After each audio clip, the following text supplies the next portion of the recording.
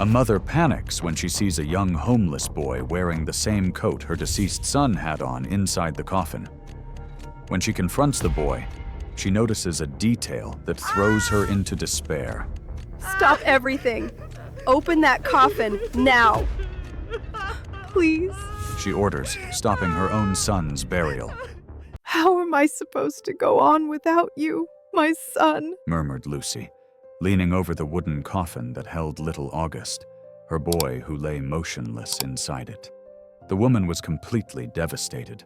Her swollen face, red eyes, and trembling breath made clear the suffering that had consumed her in the last hours, as if each passing minute stretched an already unbearable torment.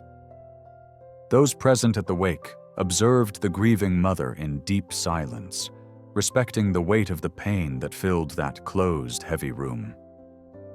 August's body looked far too fragile compared to the image everyone had of him. The boy, only 12 years old, had died mysteriously the day before, surprising everyone since he had never shown any illness or health issue. In physical education classes, he was always praised by the teacher.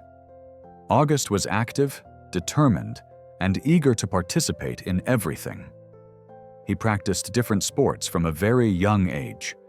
He had trained jiu-jitsu since the age of 5, swam as if he had been born inside a pool, and had recently begun training with the school's soccer team.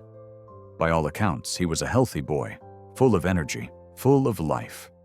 Nothing suggested such a tragic and sudden end. Come on, Lucy. Let's eat something.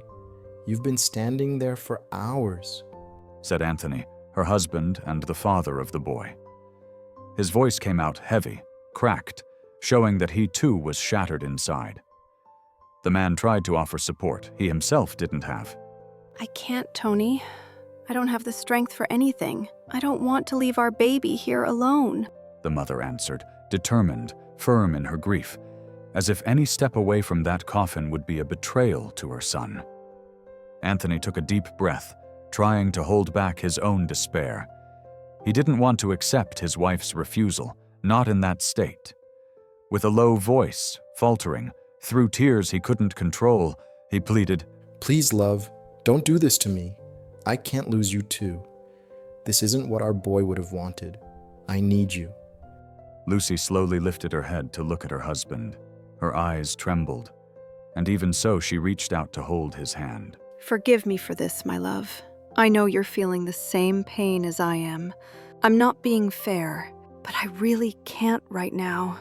The thought of stepping away, even for a minute, it feels like I'd be losing time I'll never get back. August hated sleeping alone, remember? He was always afraid. Our little boy. The mention of their son broke something inside Anthony. The memories came like an emotional blow, and the father collapsed into despair, hugging Lucy tightly, as if trying to hold on to the only piece of life he had left. I always encouraged him to sleep alone. I thought it was the right thing to do, but I was wrong. I could have laid down with him when he came to me crying in the middle of the night, he confessed, his voice taken by guilt. His wife tightened the embrace, as if trying to keep the two of them from falling apart completely. There was no way to know, love. He knew you loved him and would do anything for him. With his heart tightening, Anthony pulled away slightly from the embrace and walked to the coffin, bringing his trembling hands closer to caress his son's cold little hands. The icy touch made his breath falter. "Forgive me, my son. I wasn't enough to save you," he murmured, his voice breaking, as if asking for a second chance that would never come. August lay there, motionless in the wooden coffin, covered with a few flowers up to his waist. His face displayed an expression of serenity that clashed with the brutality of his absence. He seemed merely asleep, but everyone knew he would not wake. Squeezing her husband's shoulders in comfort, Lucy said, Our boy knows you did the best you could for him, love. I'm sure of it. Look at this coat he's wearing. I'm the one who brought it and asked them to put it on him. It was his favorite, remember? And you know why? He used to say he loved wearing the dark green coat just like Daddy's. The comment made Anthony breathe deeper, as if remembering every detail of that coat. He leaned over the coffin and embraced it, wrapping his arms around the wood that held his son. His tears fell onto the fabric he knew so well. The businessman had one just like it, inherited from his late mother. The military green coat bore the family emblem, an Arctic wolf stitched by hand. The wolf represented family loyalty, courage, and determination, traits the matriarch believed would define all the men in the family, just like the animal that protects its pack. Do you remember when I brought that coat for him? The father asked, emotional with the memory, unable to take his eyes off his son dressed in such a symbolic piece. Of course I remember. He talked about that overcoat for days. He didn't want to take it off.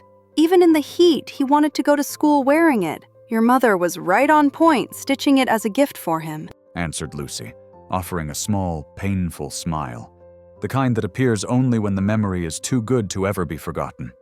With a distant gaze, Anthony continued, as if speaking to his memories. For my mother, it was a family tradition. All the men received one sewn personally by her. Unlike Robert, August always loved wearing his. Rose, Anthony's mother, had died 2 years earlier, victim of a silent cancer that devastated the family. The matriarch, owner of a textile factory, had always created small family rituals to keep everyone united. Besides the coats for the men, she also made embroidered dresses with the same wolf symbol for the women, a delicate and symbolic way of keeping everyone connected, even after her passing. Yes, it was with that in mind that I chose this exact coat to bring, said the wife, visibly shaken, trying to keep firmness in her voice, but unable to hide the pain trembling in every syllable. The weight of that choice seemed to crush her from the inside, as if the simple act of dressing August in something he loved were her final gesture of care as a mother. While the two comforted each other near the coffin, sharing a pain that felt greater than any human being could bear, Roberto, Anthony's eldest son, sat in the first row. He observed the scene with an unreadable expression. The young man kept his sunglasses on, even inside the closed room. He had not approached his younger brother's body at any moment during the ceremony, something that caught the attention of a few relatives, whispering discreetly in the back. After a few minutes of painful silence, Anthony turned to his wife and asked carefully, "Are you sure you don't want to go outside for a bit?" His voice was tired, but there was still a desperate attempt to protect Lucy from an even greater collapse. "No, you can go. I don't want to leave our baby here alone," she said, her voice trembling as if each word required enormous physical and emotional effort. Roberto then stood up, inhaling deeply before walking toward his stepmother. "If you want to go, I can stay here with him, Lucy," he offered, in a tone that sounded unexpectedly calm. Surprised to hear her stepson's voice, Lucy lifted her head. Believing he genuinely wanted to spend a moment alone with the younger brother, she gathered strength to yield and follow her husband. "If you're staying with him, then I'll go. Thank you, Rob," she said, reaching for Anthony's hands for support to stand.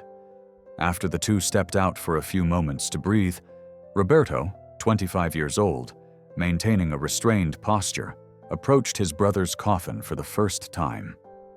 His dark glasses hid his eyes, making it impossible for anyone to detect emotion. Even so, there was something uncomfortable about that silence. He stood there, staring at little August's motionless body, until he heard footsteps approaching as his father and Lucy returned to the room. "Your brother always admired you a lot, you know?" said the father, stopping beside Roberto, trying to start a conversation that might soften the emotional distance between them. Lifting his head to meet his father's gaze behind the dark lenses, Roberto responded coldly. "I bet the admiration he had was for you, the one who always gave him everything he wanted." Don't talk like that, Rob. August saw you as a superhero too. He always said how much he wanted to grow up fast so he could go out with you more. Said Anthony, emotional, trying to ease the hostility of his eldest son. Roberto swallowed hard, turned away without replying, and walked to the last row of chairs, where Valkyria, his mother, watched everything from a distance near the exit. The woman kept her arms crossed, observing the family with sharp eyes, as if she held unspoken opinions about that divided room. Meanwhile, Lucy, who had overheard part of the dialogue between her husband and stepson, began to hyperventilate. The sound of her accelerated breathing drew attention. Anxiety overwhelmed her as she remembered for the 10th time that day that she would never again see her little boy running through the house, hugging her or calling her Mom. The thought crushed her chest.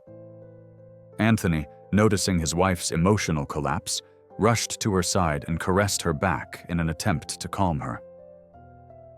Do you want me to call someone to check your blood pressure, love? He asked, worried, feeling her breath grow shorter and shorter. Before Lucy could respond, a funeral home employee, Carlos, entered the room with cautious steps. He approached, interrupting the moment, and whispered respectfully to the couple. Sir, ma'am, may we proceed with the ceremony? We need to seal the coffin. The phrase struck Lucy brutally. It was the definitive end of the wake, the moment she had feared most since everything began. She opened her mouth, but no intelligible sound came out. She only cried desperately, deep sobs and muffled sounds escaping from her throat uncontrollably. Anthony held her firmly, trying to console her, but he knew nothing he said would help. Knowing she wouldn't calm down anytime soon, he asked the employee, Can you wait until her crisis eases a little? Carlos checked his wristwatch and, with a sympathetic yet firm expression, shook his head. I'm sorry, sir, but we can't. Another body is scheduled to arrive and use this room. We have a strict timetable to follow. It was cruel, but it was the reality of the place. With no way out, no viable alternative, Anthony took a deep breath and answered, All right then, you may continue. His words seemed to break something inside Lucy, who ran toward the wooden coffin as she realized she would no longer be able to extend that farewell. She threw her arms over August in despair, embracing the boy however she could, trying to imprint on herself that last touch. My baby, you're going to be okay. You're not alone. She repeated as tears poured endlessly. Carlos approached with 2 more employees and, with an empathetic tone, said, I'm very sorry for your loss, ma'am, but we have to proceed. With his heart shattered, Anthony pulled his wife close, gently removing her from the coffin and allowing the employees to place the lid. While they carried out the procedure, one of them informed, Here in our company, we usually take the coffin for one last verification of the loved one's body before burial, all right? May we proceed that way? The husband, voice strained and unable to think about details, simply authorized. Do whatever you think is best. Lucy, at the peak of her grief, no longer had strength to argue about anything. The grieving mother appeared completely drained, as if life had been torn from her along with her son. Relatives and friends began leaving the room, following the coffin as it was taken to another area of the funeral home.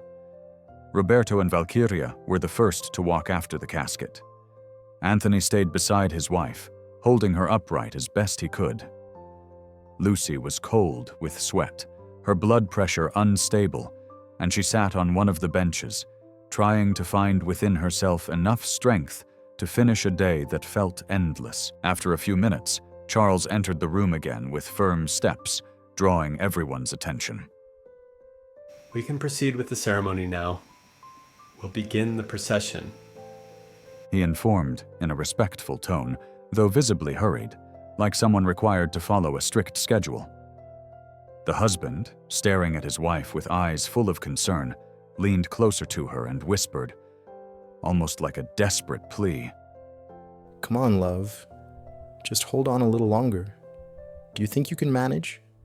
Anthony's voice trembled, overflowing with anxiety at the thought that Lucy might collapse right there. Lucy took a deep breath, trying to find strength from somewhere deep in her soul. Determined to remain by August's side until the very last moment, she wiped her eyes with her hand and slowly stood up, leaning on her husband's arm.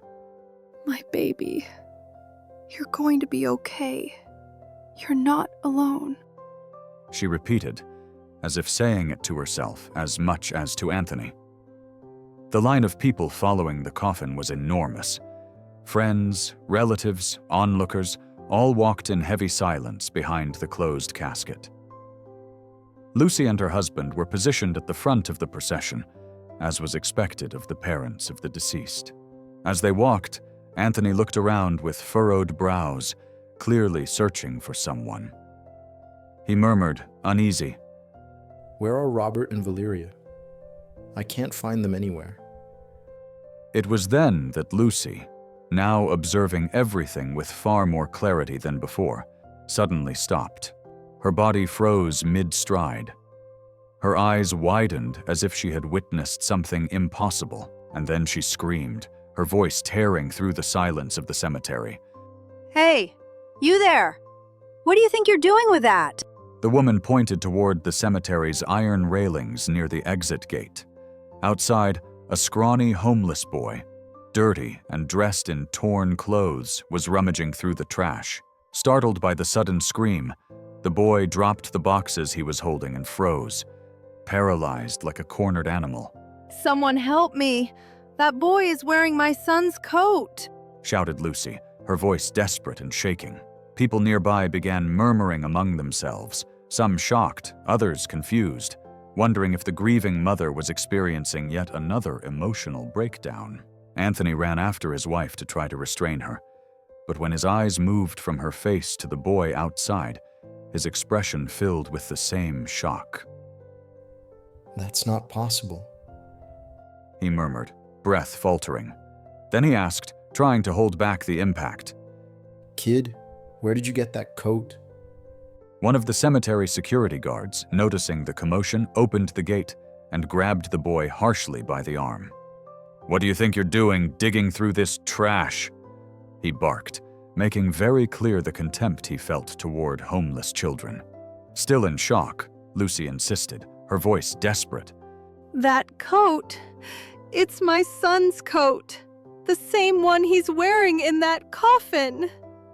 It can't be. She pointed repeatedly at the boy, unable to take her eyes off the embroidered emblem on the fabric, the same symbol stitched by her late mother-in-law. Supporting his wife, Anthony confirmed in a low but certain voice, analyzing every detail of the coat. There's no doubt. That's our son's coat. The homeless boy, who seemed not to understand any of what was happening, filled his eyes with tears. His body trembled, and he remained silent, as if fear had stolen his voice entirely. The guard, tightening his grip on the boy's arm, snapped irritably. Cat got your tongue, kid? They're talking to you. Where did you get those clothes? Overwhelmed with fear, the boy shrank, breaking down into loud sobs. He cried so hard he could barely breathe, which only increased the discomfort of those around. Feeling pity, Lucy raised her hand towards the guard and demanded, Let him go.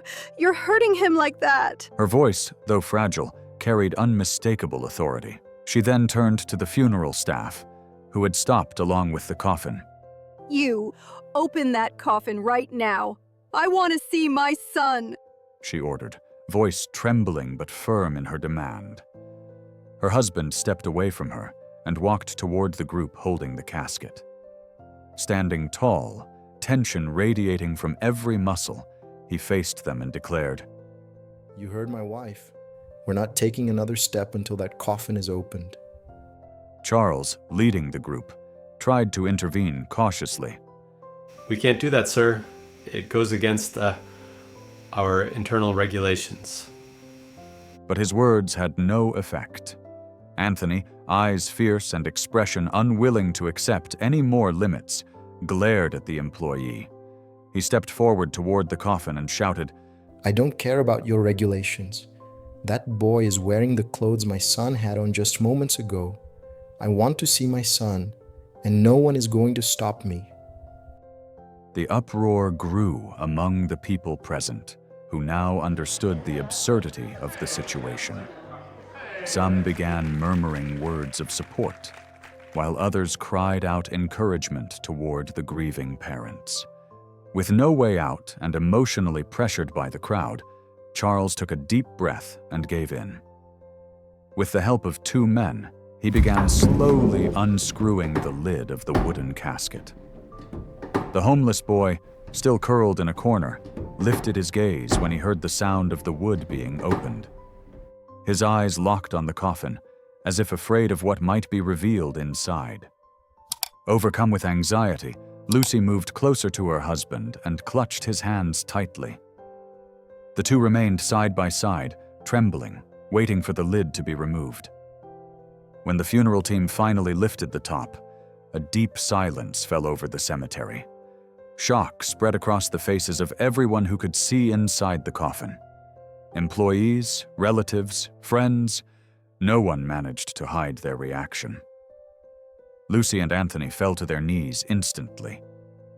This can't be, The mother whispered, in a voice barely audible. But for you to truly understand what was happening, why the homeless boy was wearing the coat of the deceased child, what had shocked everyone who looked inside the coffin, and where Robert and Valeria had gone, we need to go back a bit in the timeline of this story.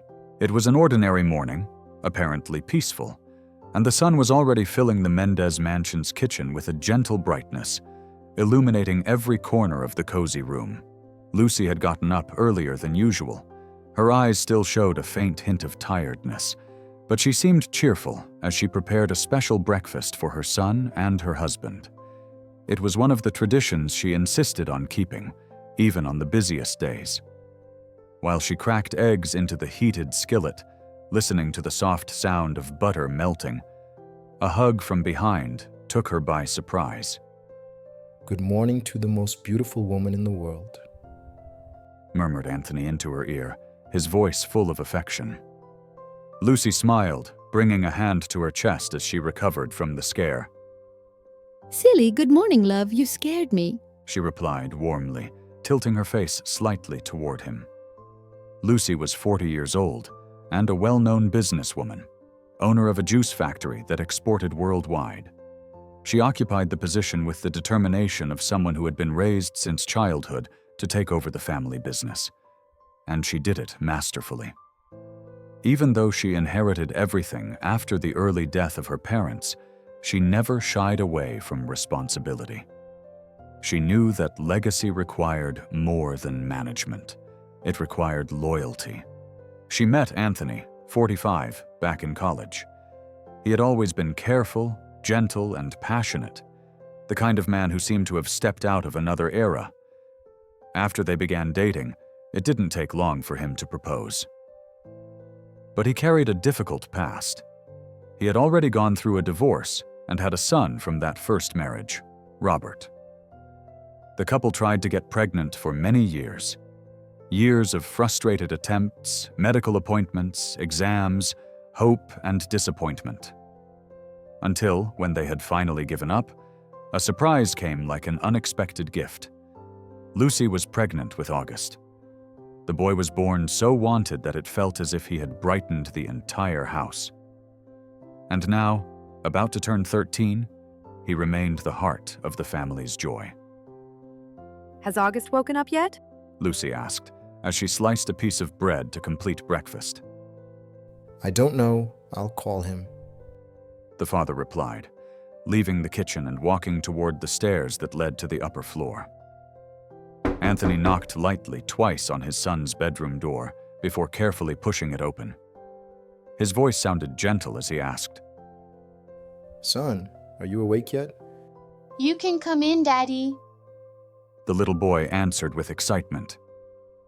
Your mom already made your breakfast. Shall we go downstairs? The father said, trying to keep his tone soft and inviting. August crawled out from under the covers, rubbing his eyes and slipping on his slippers. His messy hair showed he was still waking up. Yay, Mommy is the best in the world. Is Robert coming for breakfast too? The youngest asked, looking up at his father with hope. Anthony took a deep breath. I don't think so, sweetheart. It'll be just us today. Your brother has been distant lately. He hasn't replied to my messages. Robert showed up at the mansion from time to time, mainly for a quick family meal. The son from Anthony's first marriage had always led a distant, solitary life. Raised by Valkyria, his mother, he had never shown interest in strengthening ties with his father. When August entered the kitchen, the smell of scrambled eggs and freshly brewed coffee filled his nose instantly. Good morning, Mommy. How did you know I wanted eggs? The boy asked excitedly as he approached. Good morning, most handsome boy in the world. You know I have my methods. My crystal ball never fails. Lucy joked, making the boy burst into sincere laughter. Why didn't Robert come today? He continued, still curious and slightly frustrated. Son, you know your brother comes whenever he feels like it. Anthony replied, trying to keep a neutral tone. Yes, Dad. But why doesn't he live with us too? The child insisted, asking the question he had asked countless times. He chose his own path, August. Robert is 25 now. He's grown and decides where he wants to live. The father explained patiently, though his expression revealed a trace of hidden hurt. Since he was a baby, August had been completely enchanted by his older brother. Even though Robert rarely showed affection, the youngest treated him like a hero. In his early years, he only calmed down when Robert held his bottle. Son, have you finished your homework? Lucy asked gently, changing the subject. Scratching his head, the boy admitted, Not yet, Mommy. But the teacher said I'm the best student in the class. I don't need it. Anthony let out a short laugh. How can you be the best student in the class if you haven't done your homework? The math isn't adding up. He teased. I'm going to do it soon. You two, relax. The boy replied, biting a piece of bread. The front doorbell rang suddenly, interrupting the light conversation. Lucy hurried to answer it, remembering that it was Sunday and the staff had the day off. When she opened the door, her expression brightened. Robert, dear, come in. She said affectionately. August was just asking about you. We're having breakfast. Have you eaten yet? But Robert wasn't in the same mood. I'm in a bit of a hurry, Lucy. Is the old man here? He asked bluntly and dryly. Of course, he's in the kitchen too. Lucy replied, leading him there. As soon as Robert appeared in the doorway, August almost slipped on the floor from how fast he ran. Robert, did you come to have breakfast with me? He asked, stretching out his arms for a hug. The young man returned the hug only out of politeness, pulling away quickly. Sorry, little guy. I'm in a hurry today. I just came to settle something with my dad, he said, staring at Anthony seriously.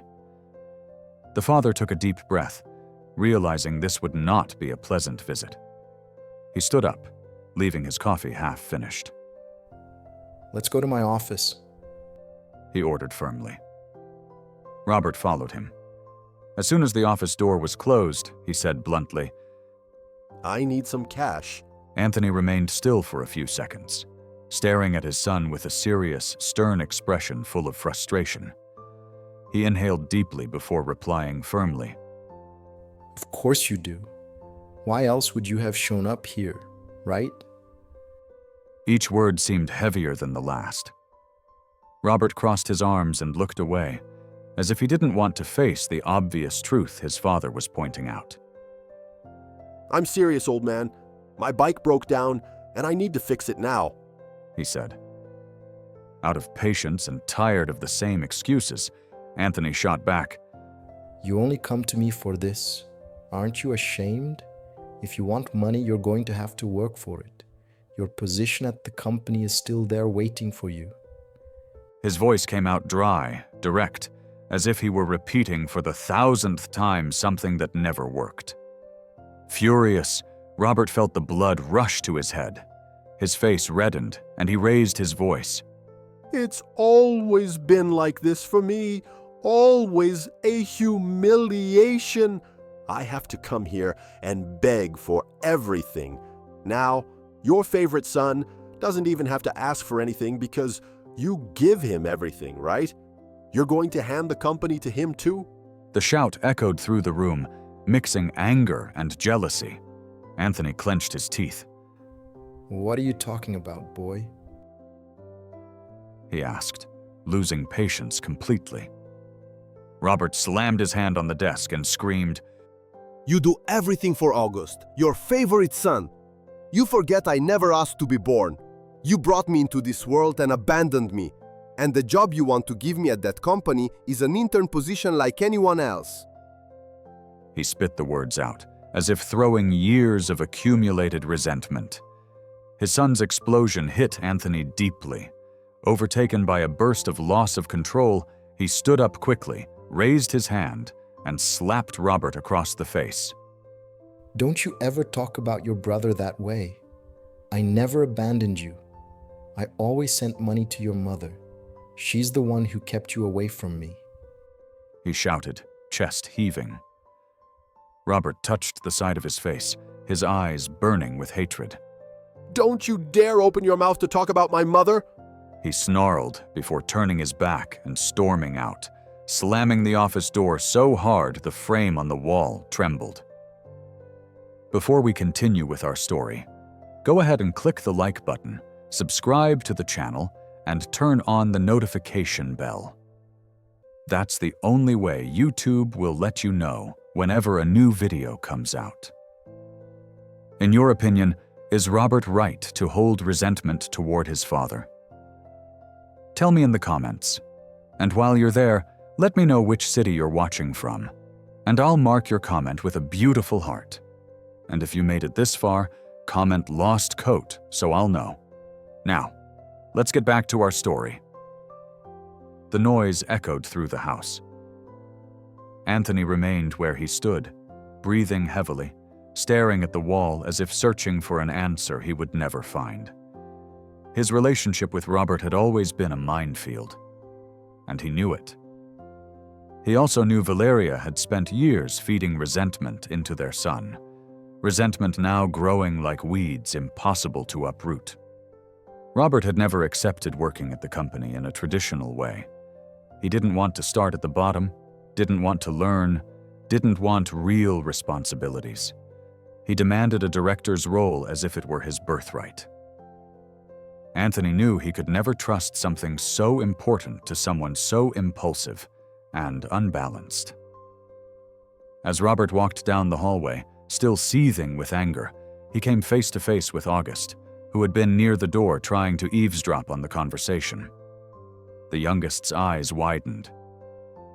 What are you doing here? Robert asked, glaring at him. Nothing, bro. I was just trying to hear what you were talking about. Do you want to play cars with me? I got a new one from Dad for my collection. August said, excited, as if nothing serious had happened inside that room. Robert rolled his eyes, let out a bored sigh, and answered harshly, I don't want to play anything with you, August. I have to go. Then he walked past him without looking back, leaving the boy standing in the hallway. A few hours later, Robert arrived at his mother's house, still with the slap mark on his face and carrying the same anger that had consumed him all day. Valeria, seeing him enter breathless, raised an eyebrow. That tramp wife of his was there. She's the one who answered the door. He began, making it clear Lucy had been the first person he saw when he arrived. Did you ask for the money I told you about? Valeria asked, direct and anxious, as if counting on the money even before receiving it. Robert dropped onto the couch aggressively. I asked, but of course I didn't get it. Nothing is ever easy for me. I threw it in that idiot Anthony's face that I'm never his priority. I think he'll send the money out of guilt soon. He answered proudly, convinced he had confronted his father well. And the boy? Was he there? Valeria asked, narrowing her eyes. Yeah, the little brat wanted to play as always. An idiot. Robert spat, letting all his hatred toward the youngest seep through. Valeria sat beside him, thoughtful, crossing her legs slowly as she observed her son closely. After a few seconds of calculated silence, she said, I have an idea. Why don't we get rid of that little brat? Robert's eyes widened. Get rid of him? What do you mean? He asked, confused, unsure how far his mother intended to go. With chilling coldness, she replied, Yes. Get rid of him. That brat is going to steal your position in the company when he grows up. We need to cut that problem at the root as soon as possible, my son.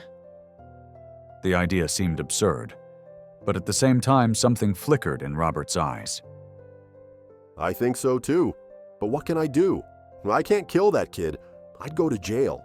There was fear, but also desire to eliminate the rival he had hated his whole life. Valeria opened a slow, malicious smile. You won't have to. We can just pretend. Your father and that woman will believe he died and suffer like idiots. Robert leaned forward, intrigued. How are we going to do that?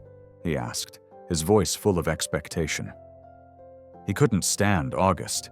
To him, the youngest represented everything he never had. His father's love, attention, affection, constant presence. Then Valeria revealed her macabre plan with terrifying ease. It's simple. I know a woman who works at a pharmaceutical company. She can get us some strong drugs to sell. We can drug the boy, he'll look dead, and then we sell him to whoever wants to buy. She said it without a trace of remorse. And will this work? Robert asked, frowning, not fully trusting the dark plan his mother was laying out before him. Despite his anger, there was fear, a fear he refused to admit. Valeria, standing firm with a sharp gaze, replied with disturbing confidence. Of course it will. That woman has done this kind of job before. She has contacts at the funeral home and with doctors who can certify a death. She spoke with such ease it was as if she were discussing a simple household problem. Robert took a deep breath, feeling his heart race. The idea of getting rid of his brother shook something inside him, a mix of relief and cruelty. It would be a dream to get rid of that brat. He only annoys me every time I go there, and my father does everything he asks. I'm in. When can we start? He asked, eager to finally remove the youngest from his path forever. Valeria's eyes gleamed with pure greed. I'll talk to her, but I believe it will be this week. Those companies will be yours by right. She answered, smiling with more ambition than maternal love. Hours later, Valeria made the phone call that would change the family's destiny.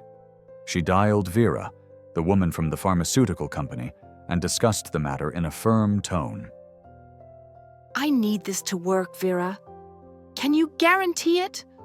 My son will be the one executing the plan. Nothing can go wrong. She asked, removing her final doubts before sending the first part of the payment. With everything arranged, the next step was obtaining the drug.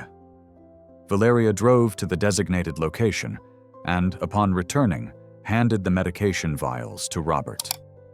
The contents looked harmless, but they could simulate death perfectly. You'll need to put a single dose into something he's drinking so it works faster. As soon as he ingests it, he'll start feeling sick immediately, and you'll have to act quickly from there. Understood? She explained, as if giving instructions for a simple task.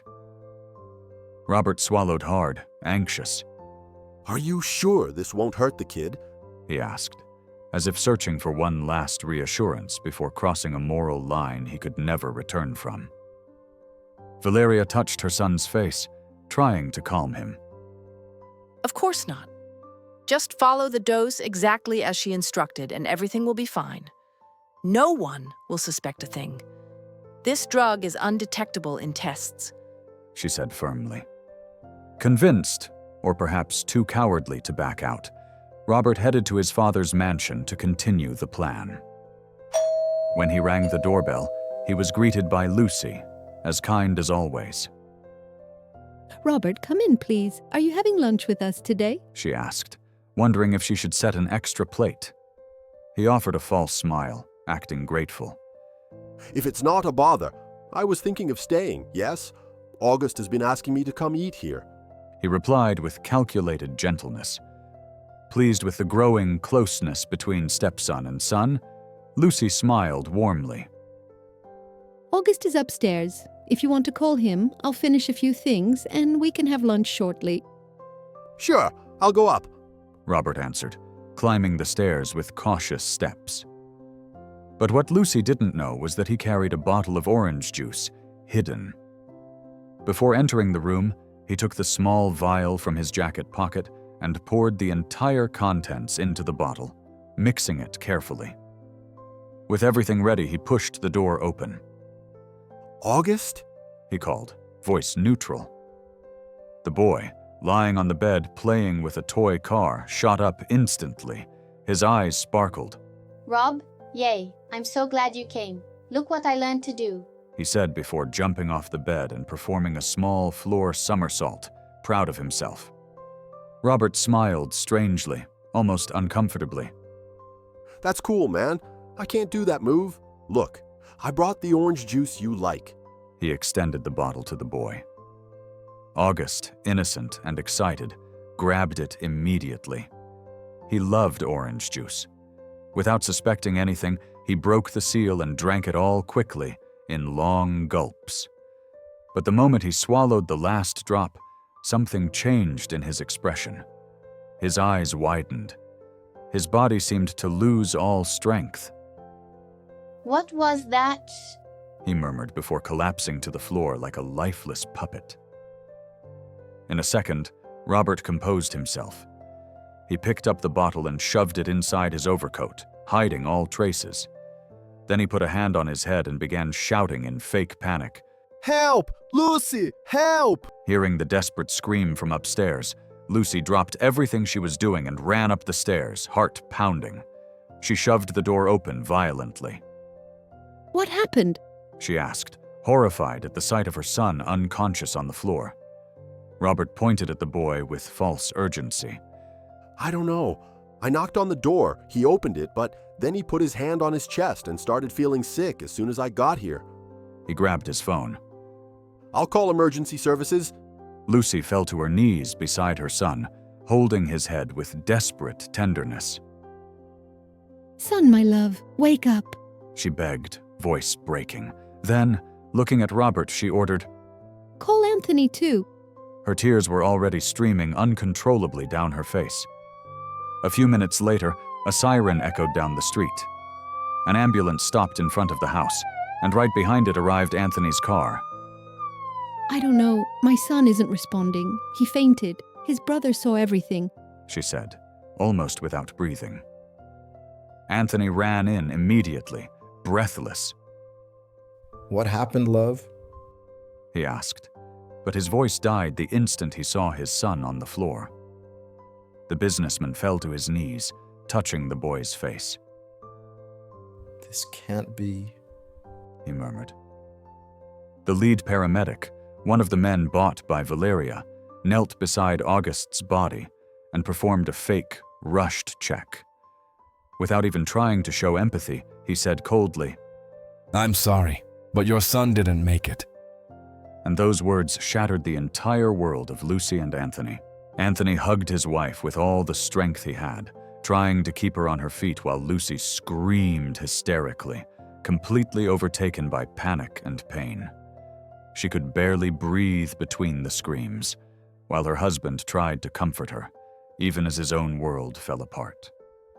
Roberto slowly stepped closer, placing his hands on his father's back and speaking in a sad yet calculated tone. Let me handle whatever needs to be done.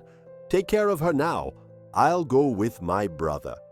The man who had declared August dead walked over and informed them in a formal, almost indifferent manner that he needed to take the body for an autopsy, and then the procedure would move on to the funeral home. Nothing in his expression matched the sensitivity that the situation required. Roberto stepped forward, placing himself at the front of all the arrangements. He organized things, spoke with the nurse, and indicated what needed to be done, all while August's parents stood in a state of absolute shock. Lucy trembled non-stop, murmuring disconnected phrases, while Anthony tried to hold her so she wouldn't collapse. Our baby. How did this happen? He was fine, I swear.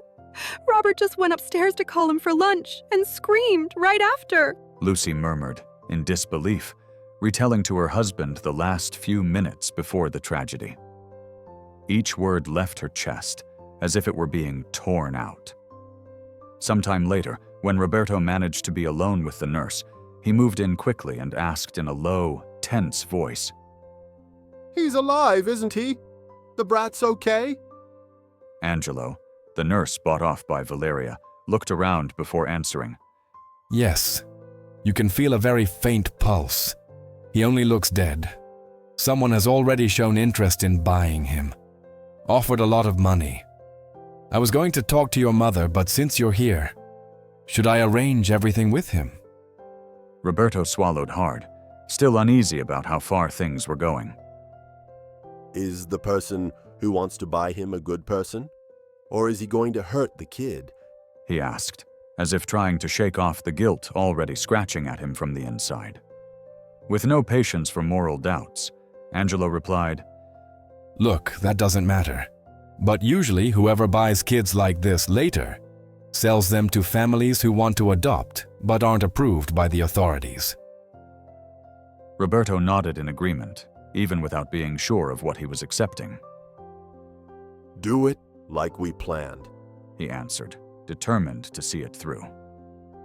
Hours later, already at August's wake, when the coffin was taken away to be checked before the burial, everything went exactly as planned.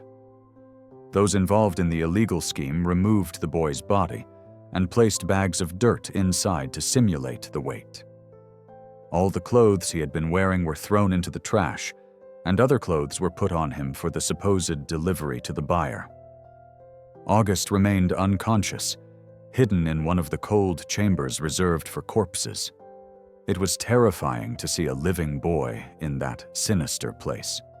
Roberto and Valeria watched the process from a distance, waiting for the moment to finalize the delivery. And from this exact point, the story returns to the part you already know. When the coffin was opened, everyone was completely stunned to find only bags inside. No body, no explanation, just the most terrifying emptiness they could imagine. Overcome with despair, Lucy screamed with all the strength she had left.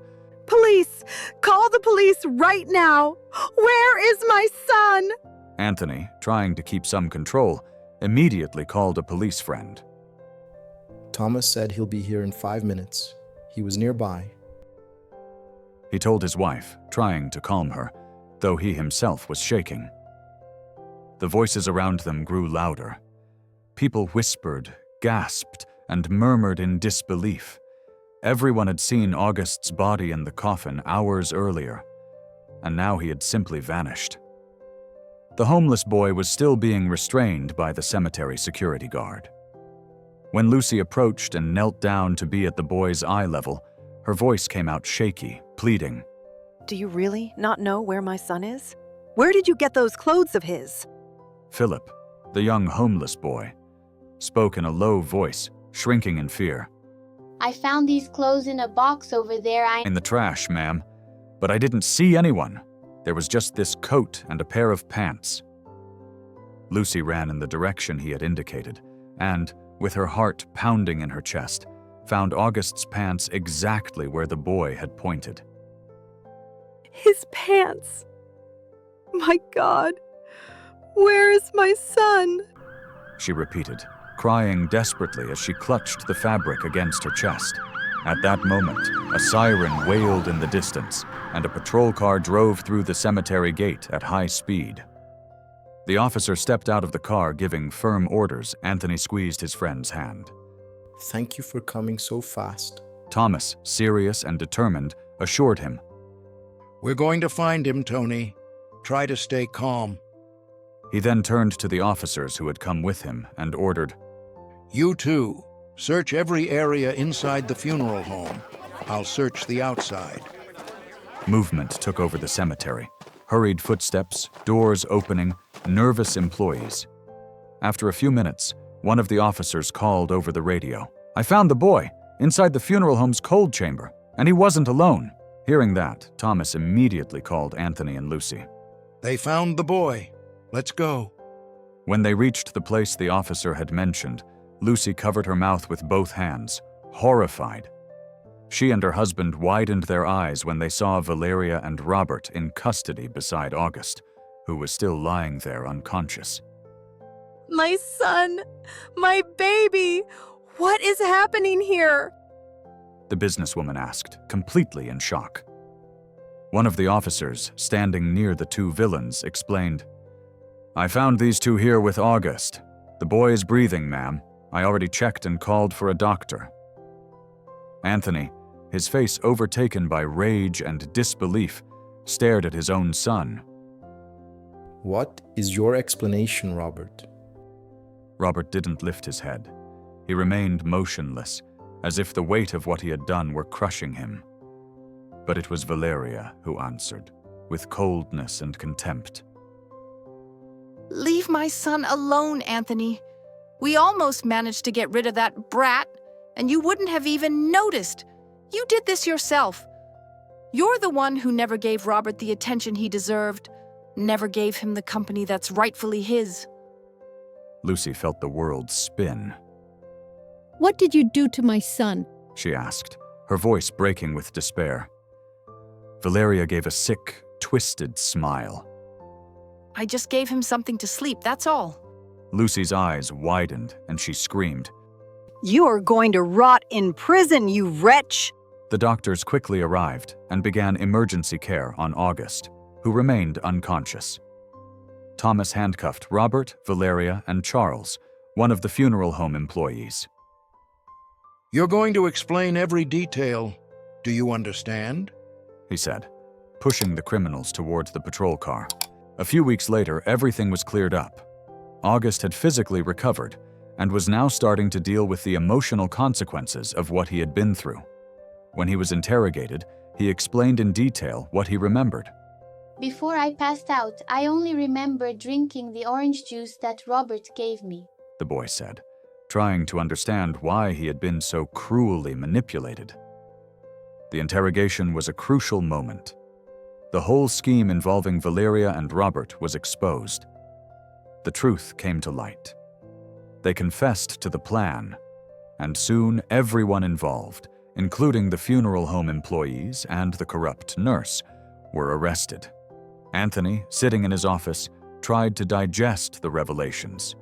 He could hardly believe that his own son, Robert, had masterminded everything against him and his own brother. The weight of betrayal was overwhelming, but the strongest feeling he had was guilt. He kept wondering where he had gone wrong, what he could have done differently. I never imagined he would be capable of something like this, he thought, his head bowed, staring at his trembling hands. But no matter how hard he tried to blame himself, Lucy was always by his side, offering support, trying to convince him that this wasn't his fault. Robert was disinherited, and from that moment on, Anthony never sought out his son again. The resentment he felt for the boy, for the way he had been betrayed, for the way he almost destroyed his own family, was something that couldn't be healed with words. August, on the other hand, began attending weekly psychological counseling to learn how to deal with the rejection from his older brother. The process was slow, but he was determined to overcome what had happened. He felt stronger now, but still struggled with feelings of abandonment. However, something surprising happened. Lucy, in dealing with everything that was going on, began to grow fond of an unexpected figure. She had started to become attached to Philip, the homeless boy who had, unknowingly, saved her son from an even more cruel fate. He had been the key to exposing the scheme that almost ruined everything, and Lucy believed with conviction that Philip had come into their lives for a greater reason: to save August. The businesswoman began to see Philip in a different light. He, who had once seemed like a marginal figure, now became a comforting presence for her. In a moment of reflection, Lucy shared her feelings with Anthony, and after a long conversation, they came to an important decision. Anthony, I can't just ignore what Philip did. He showed up at the right time when we needed someone, and it wasn't by chance. I believe he's part of our story now, she said, her eyes shining with emotion. Anthony, though reluctant at first, eventually agreed. You're right, love. We can't just leave everything behind.